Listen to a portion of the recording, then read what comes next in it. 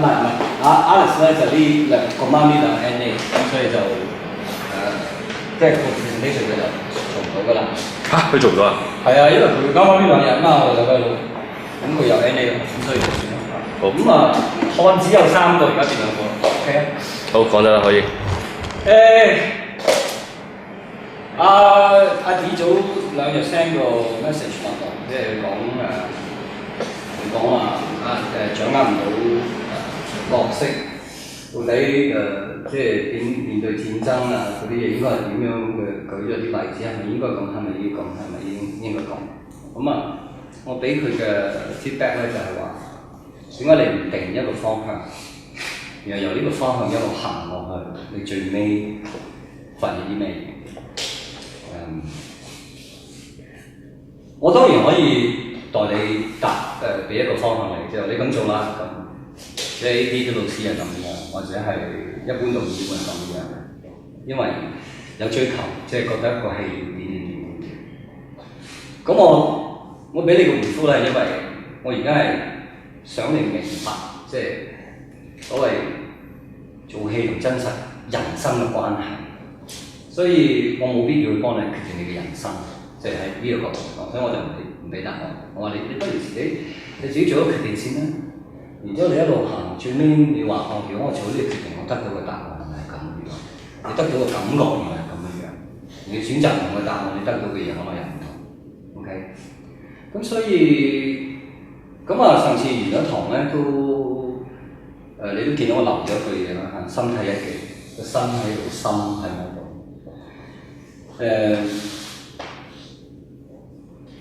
或者你哋可能有人會覺得針對你哋某啲人，即係呢一個問題，但係我覺得唔係針對某一兩個人，而係即係去到一個階段，其實一定會出現呢啲問題。即係當你排戲，我知道啦，即係咁我感覺到啦，就好似即係我自己都成日同自己講嘅，我話對我嚟講排一個戲可能more interesting嘅係做演出嘅。因為演出你固定咗㗎啦嘛，你知道啦，你做呢樣嘢，你唔影響大局，咁你必須要有個根據去做呢樣嘢。咁所以咧，演出嘅過程咧，即係你唯一就話哇，我今日做成點啊？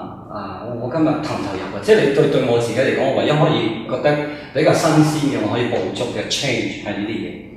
但係睇嘅過程就係不斷思考一啲嘢，不斷理解一啲嘢，不斷而且理解嗰個可能唔係淨係一個角色，自己做一個角色。係成個戲，到底個作者就文字就寫咗呢啲嘢啦，但係將佢 open up 咗變成係某一段人生嘅經歷，或者某一班人一齊到嗰個經歷嘅時候，嗰樣嘢到底係叫咩嘢咯？可能個階段性唔同咧，你會發現有啲唔同。咁當然你理解一個故事，即係唔係你喺個故事入邊，但係你理解緊一個整體嘅故事。其實如果我將佢推翻，再翻返一個現實嘅層面，就係我理解香港發生咩事，同我有關嘅呢啲嘢，或者我理解我同一班人一齊生活上到底發生咩事，即係嗰個人際關係嘅一樣嘢。OK， 我哋成日講戲劇啦，但係其實有好多人喺唔同嘅角度去研究戲劇。人類學講緊戲劇嗰個社會意義喺邊度？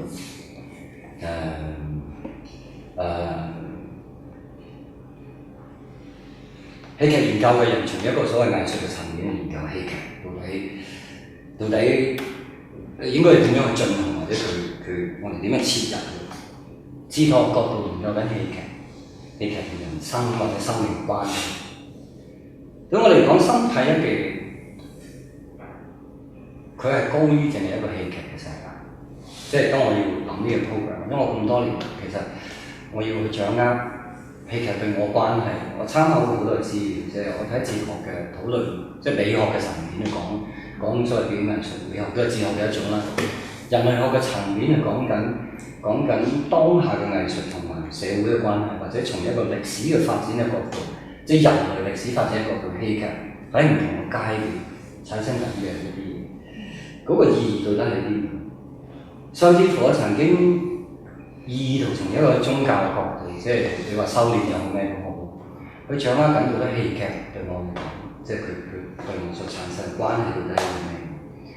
我諗係喺咁多個 reference 底下，我會最終用咗身體日記，即係作為我今年呢個故事。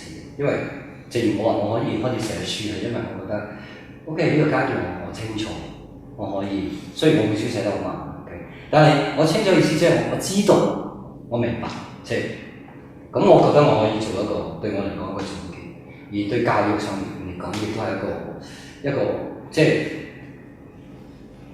早兩日同即係鄧柱強傾電話，因為佢嗰邊即係 PTI 嗰邊要發展所謂2年級嘅課程啦，咁樣咁啊傾完啲內容之後，佢都擔心，喂，你如果身體一期又喺度教，我話嗰邊 PTI 又教，咁會唔會搶學生啊？OK 嘅，大家好坦白咁討論咁樣。我話嗰邊啲學生係因為中意戲劇，我知道清楚。我諗，但係我對我呢一邊嚟講，我係即係修練多過一個，因為我根本冇足夠嘅時間喺一個即係第一我必須要求，即係話佢哋一定係讀第一年 S 上第二年 ，OK？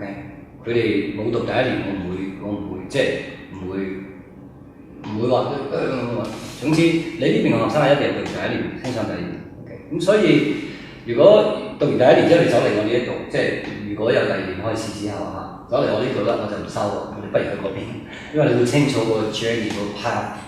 你將來完咗之後，你想再即係上身體一期仲有，然之後你再想繼續進修 ，OK fine。點解嗰邊又要即係有第二年？我呢邊係身體一期，其實interrupt 一下，因為最近新加坡有間學校叫我過去嗰邊，有冇興趣過去教書？我都幾決絕咁回絕咗。我回絕你，因為我個心啊，我寧願留喺香港。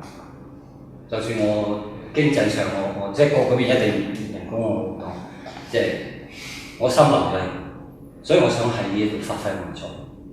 OK， 嗱，當我喺呢度咁講，其實我係講緊心事，講緊心事，即係。所以身體一記唔係嗰個心，唔係純粹咩戲劇上面嘅一個心。我諗唔純係呢。日本人對個心呢個字咧，佢嘅 definition 係心同埋你嘅思想慢慢成。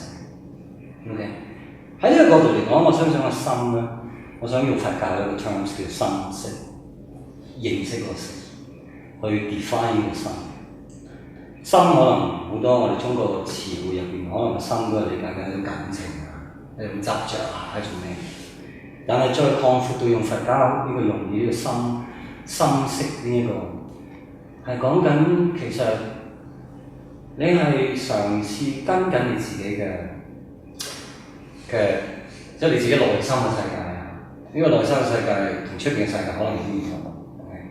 跟緊呢個內心嘅世界，但係呢個內心嘅世界，你必須要慢慢即係用翻阿慧能所講嘅，唔係慧能 ，OK， 即係禪宗同阿慧能爭做神修，係啊，同阿神修時時勤拂拭，不使惹塵埃，即係呢個概念，你令到呢個心變咗純淨之後，去認識呢個世界。OK， 嗰個叫心識，明唔明我意思？嗰個認識都係你都需要思考嘅，你需要思考。絕對呢個即係呢個心識呢個心，佢唔係只係我哋嘅感覺，唔係，佢係連埋思考。所以我喺早幾個月前喺安利安有一個，佢哋搞咗一個又係請人哋請咗兩批人過嚟做所謂訓練啦，然後就講緊一啲身體嘅訓練嘅嘢，然後講緊到底個效果點樣樣？咁我作為座上客，我哋講咗，我哋強調身體並唔係因為咁而排斥咗我哋嘅思想，唔係，我哋需要個腦喺度，我哋個腦要喺度。OK， 即係當然呢啲嘢我可能咁樣講，你會覺得模糊，因為我有我嘅脈絡，我知道我講緊嘅入邊好多 reference， 我而家講出嚟，可能跳咗好多 step， 所以如果你唔明咧，請你即係問清楚。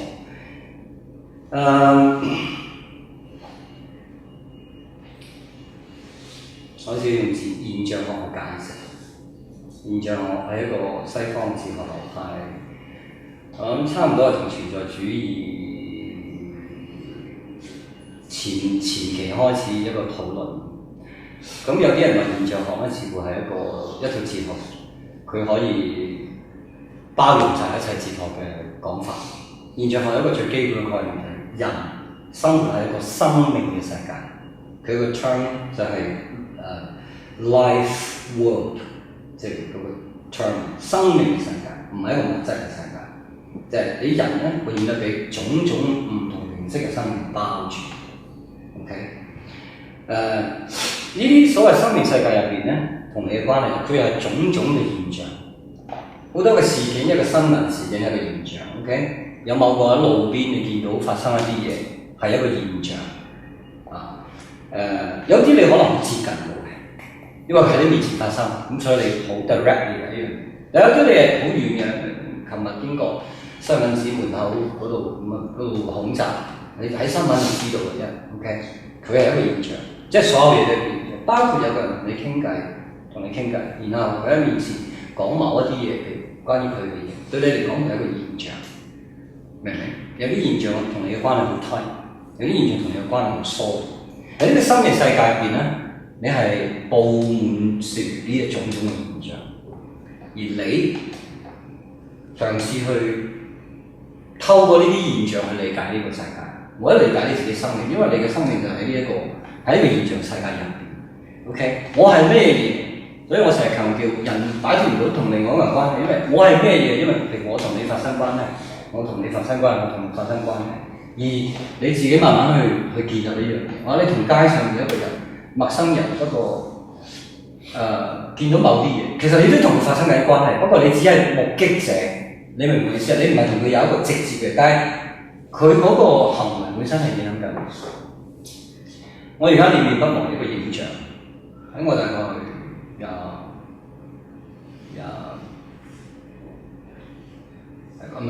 32、33歲嘅時候見到，嗰時我仲係自己做 production house 喺旺角砵蘭街嘅 office 有一日食飯行去嗰條叫做上海街，好近砵蘭街，即係上海街。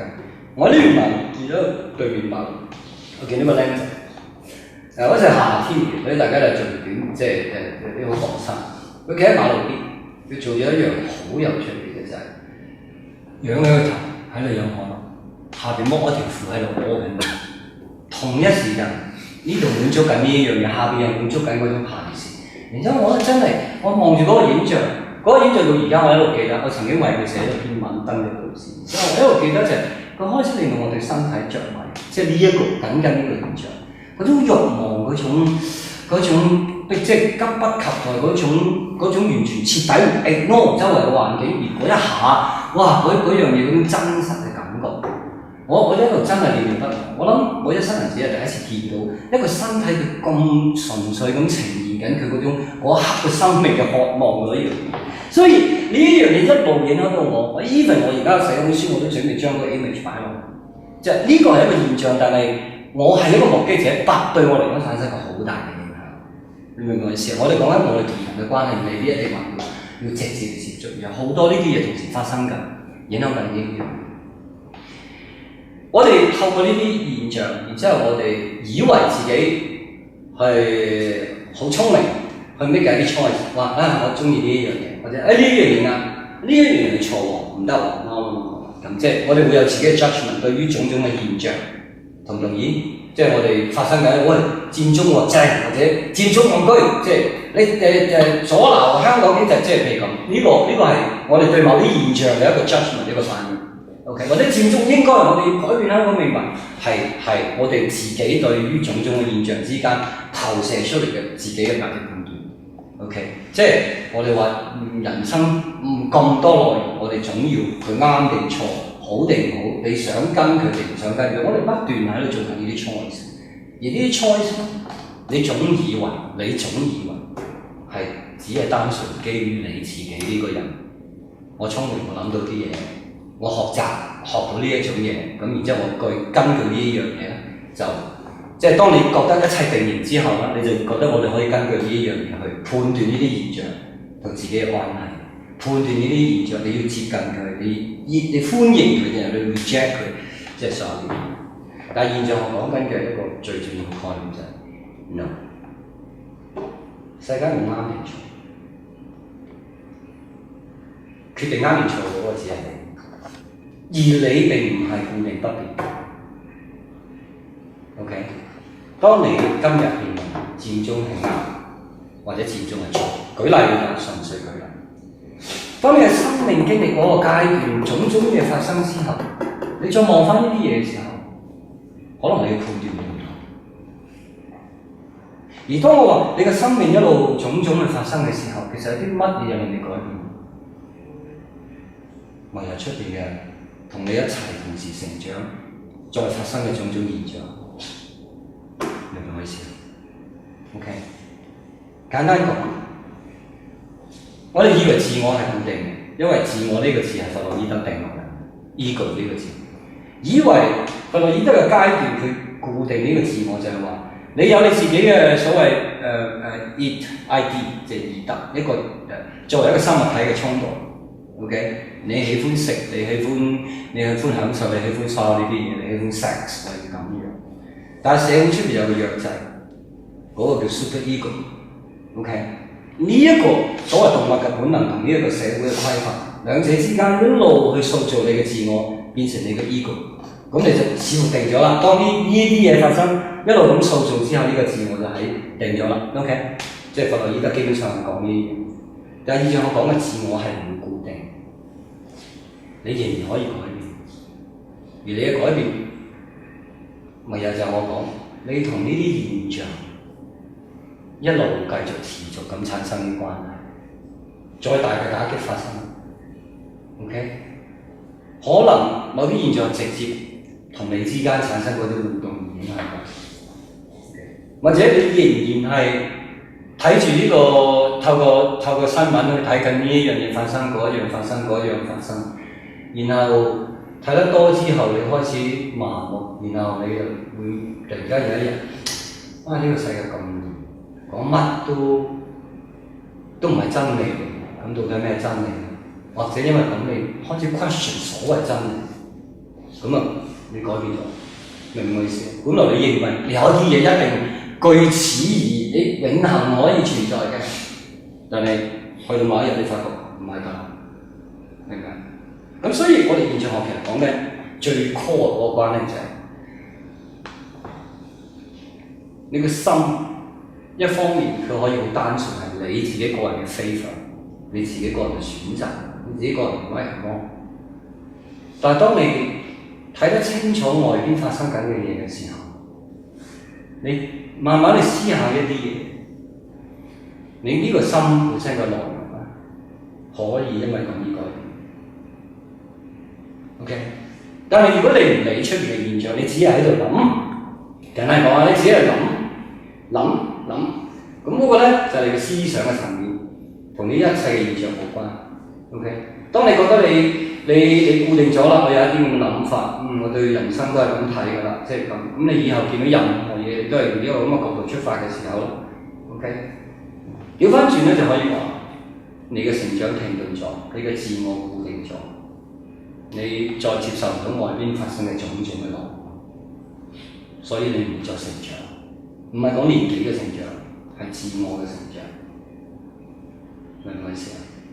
心識你可以話好接近呢一種咁嘅講法。Okay.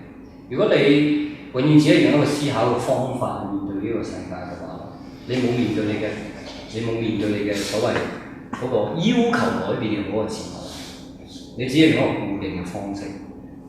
OK， 心識強調嘅係一方面你有你嘅感受，同時你好清楚咁去閱讀當下發生緊嘅係啲咩事。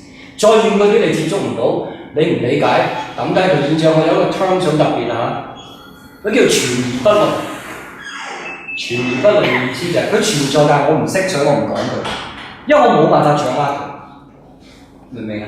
所以佢就話存而不論，佢係存在嘅。譬如死亡，我哋死之後係點啊？我唔識，咁你唔好講死咗之後嘅嘢啦，你永遠都追問唔到噶。死亡係喺度啊 ，OK， 但係抌開佢，我接觸唔到嘅，我冇辦法理解。你可以拋開佢，有啲嘢你可以拋開。OK， 但係有啲嘢，所以正如我講，有啲現象實在太遠啦。你問我，我一路睇緊即係英國呢單嘢，因為西敏寺我哋有去過，因為我一路記緊嗰條路嗰度係點樣，即係我都同你有關，但係我點樣判斷呢件事咧？我判斷唔到啊！我而家喺香港 ，OK， 佢喺度抌低佢，唔好再討論，唔好去思考佢，冇意義，因為你根本比較唔到人，明唔明啊？我哋好多現象喺外邊同時發生，同你每一秒鐘發生，但係你掌握唔到，唔好理佢。你掌握到嘅就係 here and now， 即係如果用存在主義嗰個角度就係，你永遠喺一個時間入邊存在，你永遠喺一個空間入邊存在，而呢個時間呢個空間即係當下發生緊嘅，咁呢就容易去掌握，明唔明？但係當下我哋用翻深色呢個字，用翻深色呢個 term 就係話，因為有當下，所以冇假設。如果你話嗰樣嘢我知道啦，咁唔係當下㗎，嗰個知道係你喺以前發生嘅，當下睇得幾清楚，即係明唔明我意思啊？喺呢個當下到底你睇得幾清楚？今日嘅當下同聽日嘅當下可以唔同，因為聽日有唔同嘅內容產生，明唔明我意思？嗱，我而家特別要咁講就係，我講心體一記。其實係呢個心就係呢個心。我哋而家排戲去到一個階段咧，總會進入一個怠倦期嘅。你覺得 OK， 我掌握咗啊嘛，係咪？咁啊，唔好理咁多啦 ，OK 都得。咁你嘅注意力你就冇咗。但係我會問你係咪真係掌握？你係咪真係掌握？你掌握嘅係咩？你掌握嘅係琴日嗰樣嘢，定係今日我喺呢度再排嘅時候，咦今日耳嘅聲唔同？佢俾我感覺唔同咗喎，明唔明啊？咁你嘅現象，你圍繞緊你嗰個現象，起碼呢間房入邊嗰樣嘢個內容改變咗啊！咁你自己嘅自我有冇基於呢一種改變？而今日我係 adjust 一啲嘢，咦？我又好似理解多咗某一啲嘢，嗰個理解啊，有啲時候我哋話理解。我真係成日覺得唔係理解個故事，個故事有咩意義啫？明唔明啊？同埋當我哋話理解，我理解呢個角色係咁啊，有乜意義啫？冇意義嘅。嗰個理解最終產生嘅 function 喺你嗰度，你自己嚟嘅，明唔明啊？你自己掌握一樣嘢，你自己明白一個內容 ，OK？ 而呢個內容，我哋成日都會覺得你唔好以為真係咁喎。你自己有冇試過？唔同嘅 detail 喺入邊，即係所以我成日話排戲係一個 investigation。你一路畫嗰樣嘢，你畫得幾深？你畫嘅層面有幾多？明唔明？所以譬如好似你問個問題，你舉咗我 hold 翻嚟講呢樣嘢，我作為教材呢啲先，因為呢個都我覺得係重要。But I'm happy you ask this question。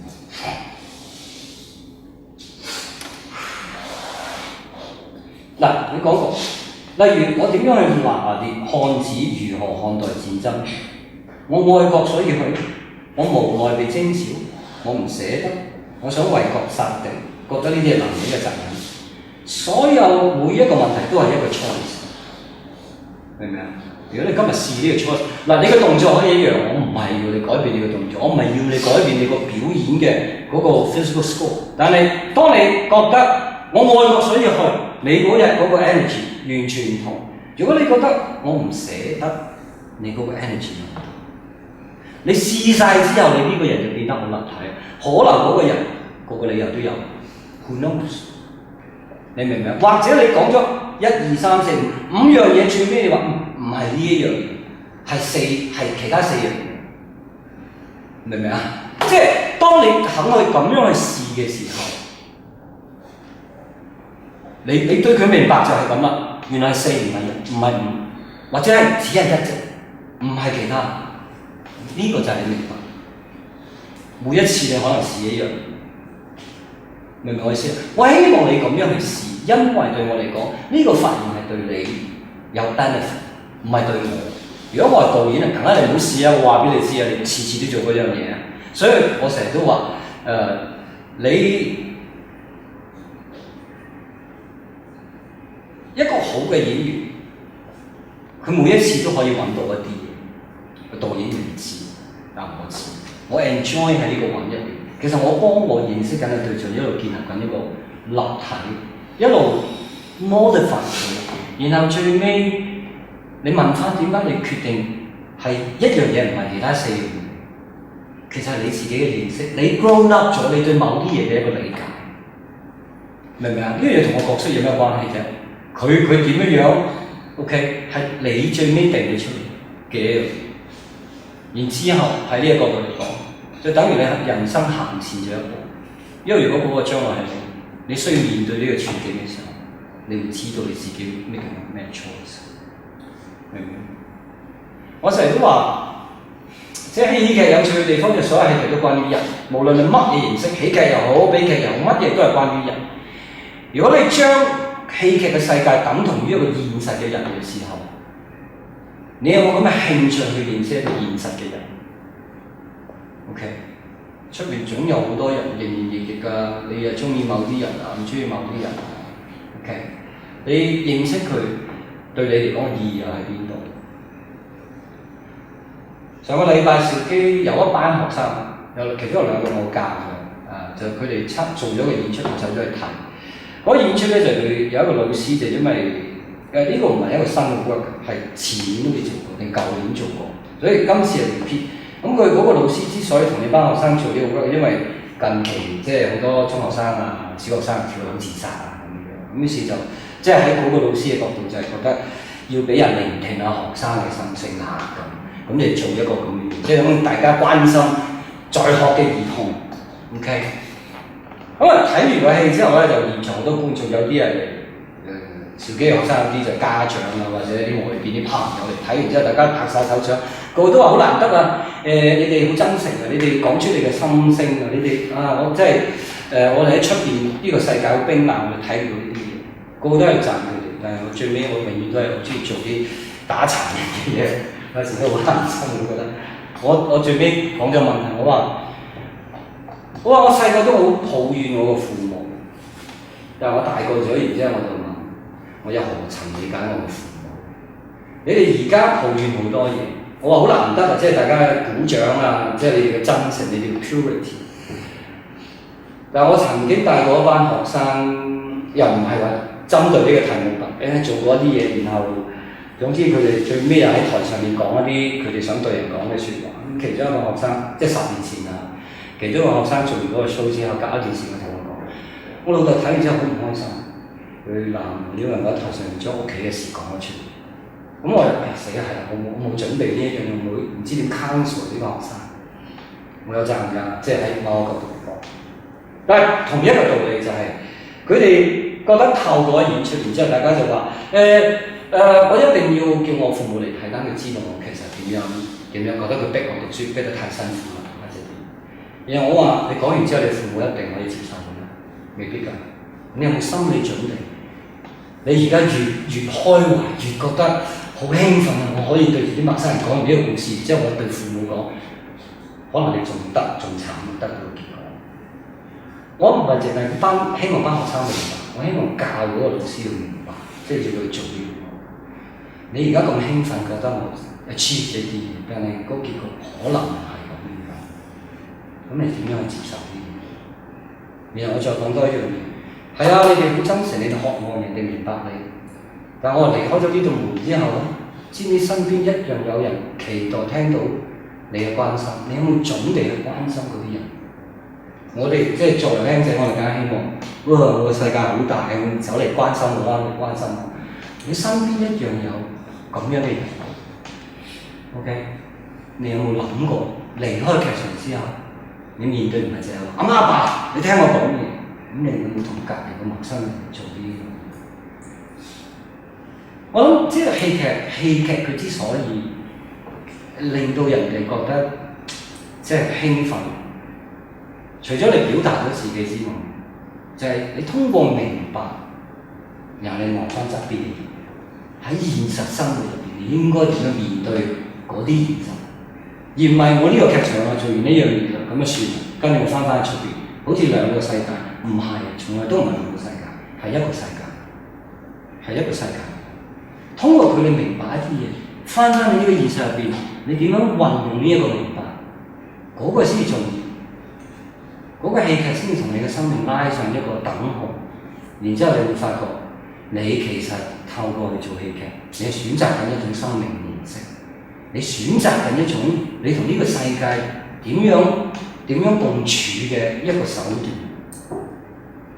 係，所以我成日都話，你想揾錢唔好走嚟學戲啊，因為你揾錢係你嘅 first priority，唔好咁戇居啦，呢樣嘢冇翻嚟俾你。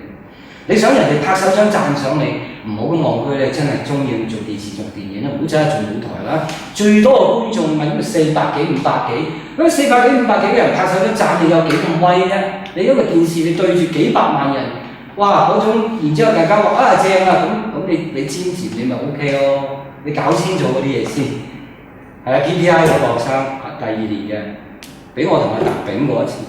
成日我即係教書就，我成日都即係好想啲人即係讚我，咁我講，我細真係唔係嘅，我細個到大啫嘛。我有一次食飯忍唔住，我講出咩你都話唔係嘅，咁即係你唔使聽我哋講嘢啦，你嗰樣嘢都好清楚啦，你使乜再問我哋啫？你使乜問我哋意見啫？咁兩個老師講嘅都係話，喂，我哋換一個角度，你唔係嘅，我以前係咁樣嘅，次次都唔係嘅咁喎。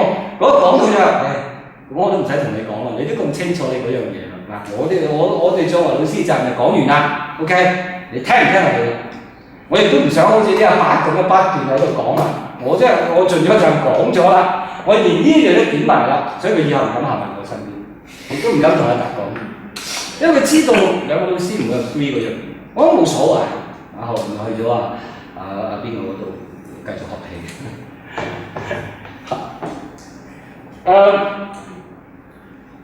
心識即係翻轉頭，我都係講緊呢樣嘢。每一次其實都係一次機會，俾你再重新去 revisit 呢個人，可能換一個角度，可能換一種情緒 ，OK， 或者換一個思考嘅內容，去確認一啲嘢，令到你認識嘅對象越嚟越立體。而最終 benefit 嗰個唔係呢個角色 ，benefit 嗰個係你自己，因為你對於呢個世界或者對某個人，通過呢種方式，你同佢交流，其實佢係同你即係你嘅心識嘅內容嘅一個運作，一個運用 ，OK， 去睇清楚呢個世界。當然啦，要做呢樣嘢唔容易嘅，即係成日都話當下，你咪咁當下先。係咪？我有時教書睇你哋，我都會諗咗啲嘢。我諗嗰啲嘢當然盡量就係你哋提醒咗我啲嘢，我喺度 mark 低。咁可能提醒嗰樣嘢未必就係當下你哋做緊嗰樣嘢，不過都可能有關嘅先啊。咁我要寫低。如果我淨係掛住你哋做得好唔好啊，或者你做嗰樣嘢係咪我要嗰樣嘢咧？啱唔啱？咁我唔係當下，我冇由你哋身上去引導我再思考下嗰啲嘢。我覺得同一個道理，你哋喺呢一度，今日隔離嘅聲音係點？喺呢種緩慢嘅節奏，或者今日有啲嘢快咗，呢個節奏底下又發生咩事？你自己點去接呢樣嘢？你去抗拒呢樣嘢，定係俾呢樣嘢再帶自己再試下 try 一啲嘢？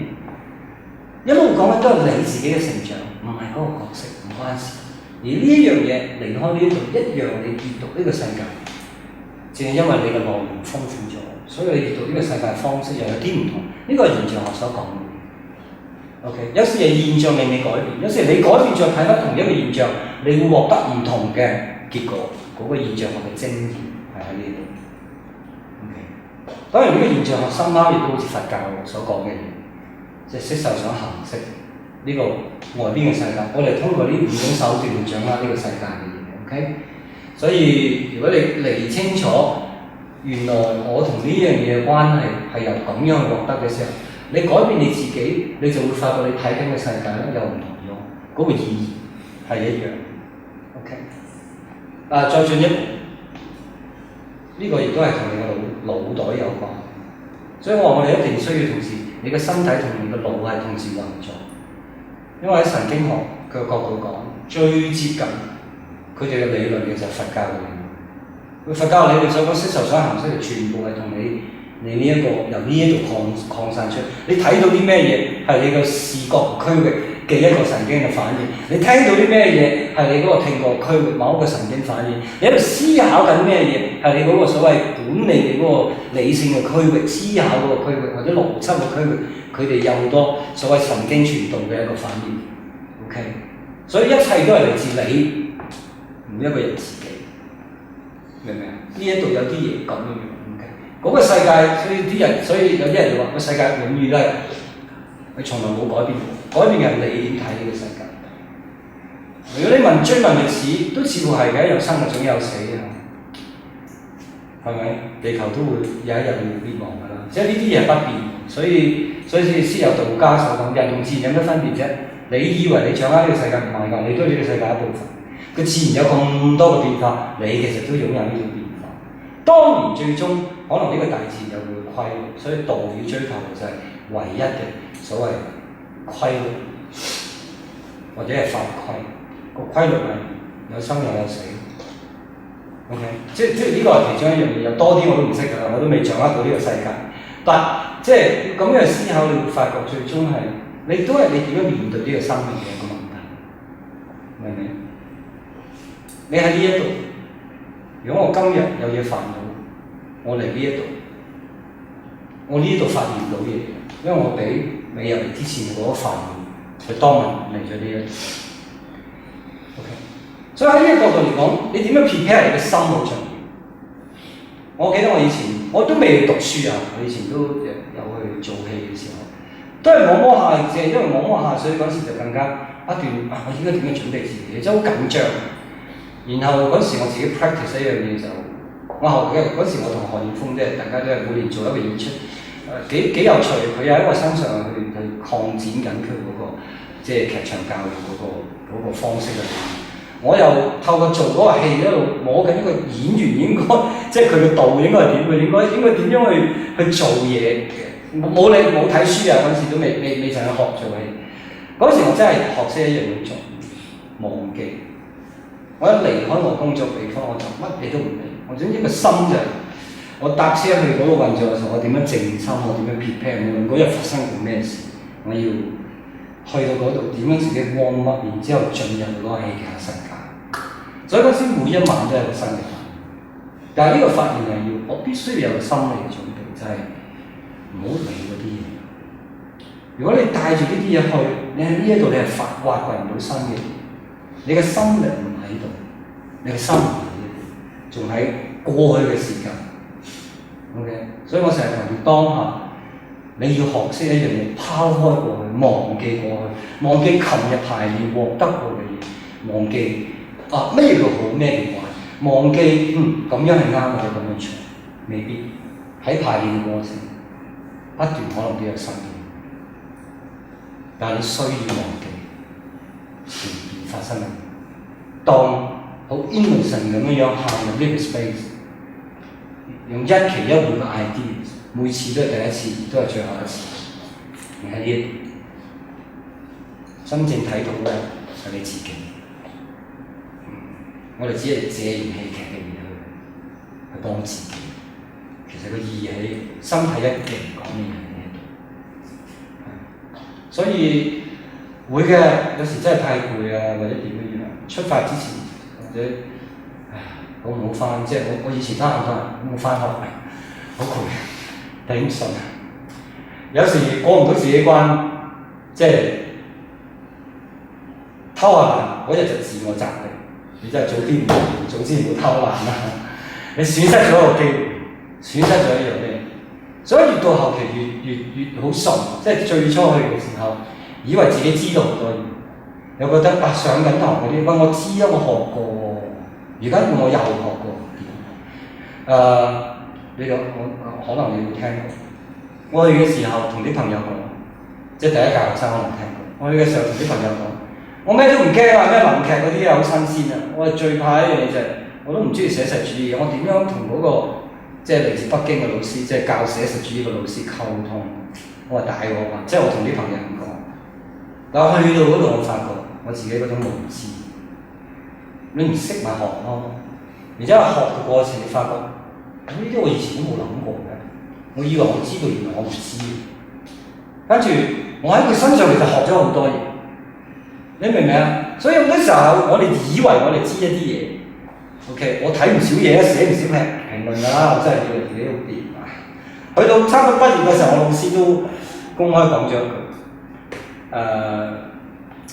佢公開，即係我哋最尾同啲老師一齊，所有老師嚇，每個都要俾 comment 我，即係畢業啊，佢即係你睇住你3年啊，你變咗啲咩？佢卒之講一句，佢話即係老人家啲好有豪氣，為疏，即係國語啊，普通話我唔識啊。OK， 佢自己意思就係話喺所有同學入邊，你最有資格反對。你最有資格唔同意，因為你已經好有成就。我教書聽你講嘢，我已經知道你知道好多嘢嚇。但係佢話非常之，每一次當我一停咗，你哋排完嘢，我停咗講嘢，第一個走埋我面前坐喺我面前。佢話睇我都唔為意㗎，我自己唔為意㗎。即係呢個身體，原來佢睇到就呢個身體。其實原來當時我就發覺，哇！佢身上好多嘢，我每一次第一個擁埋去。快啲講！原來嗰時我身體最緊，即係佢嘅意思就係，因為嗰時佢教學遇到好多問題，即係啲學生唔同意佢啊，發脾氣啊，俾面色佢睇啊，但係佢講咗一句，要反對佢嘅人，我先至係有資格。因為我另外一個老師叫做林克夫，係北京國家級評論員，佢又識過呢個老師。有一次佢去新加坡講佢走去問我老師，我本來坐好開嘅，喂，呢個唔係石咩人，我俾佢睇到，咁啊跟住林老師就話：咩人咧？佢好有成就啊！我去到大家交流，我都唔係教佢嘢咁樣，即係佢咁樣 comment 我原來，即係林克夫老師。所以馬老師聽到之後，佢都有少少呆咗，哇！呢個國家級評論員嘅地位好高喎，佢竟然講呢啲説話，你諗真係兩年嗰陣，即係最初嗰2-3個月嘅時間，佢即係大家都摸下佢有咩嘅時候。我呢個例子即係想講，我哋真係以為我哋自己知道好多嘢，但係唔係，耐心啲去慢慢去摸多啲。OK， 我都同樣俾耐心去面對你哋某一啲嘢都要，即係譬如好似我即係譬如你嘅 case， 我點樣面對你？我點樣去教你？我點樣接受你嘅？喺某一個角度嚟講，面對台詞嗰種悶悶，我應該點樣面對呢樣嘢？其實對我嚟講都係個 challenge， 我都需要有個耐心。老實講，譬如好似你嘅 case， 我高興你肯講俾我知你嗰個問題，所以我成日都我點樣同你溝通，令到你更加明白咧咁樣。咁即係其實我都要做緊呢一啲嘢嚇。如果我唔理嘅時候，我一定覺得我自己知道好多嘢，但係唔係嘅，個個都唔同。喺你身上我要點樣去話俾你知我諗緊嘅嘢，而你又明白我諗緊嘅嘢，所以你可以做到一啲嘢，而獲得一種進步，對我嚟講都係學生，明唔明我意思？咁所以我覺得只有我哋咁樣拋開呢啲我哋以為自己好掌握到呢個世界嘅呢一個事實，我就係覺得我哋先有機會真係可以不斷幫自己向前，然之後用翻遊戲說嗰篇文章，人喺佢一世入邊可以進行自我嘅 evolution 進化，明白？即係可以喺一生年入邊就可以完成你嘅進化。OK， 呢個其實就係你嘅進化。我哋以為成長喺我哋20幾歲就停，唔係，你嘅成長可以一世。Okay， 我只可以講係咁多，呢個世界唔會變嘅。出邊一樣有啲好乞人憎嘅，有啲你唔願意接觸佢嘅，冇所謂。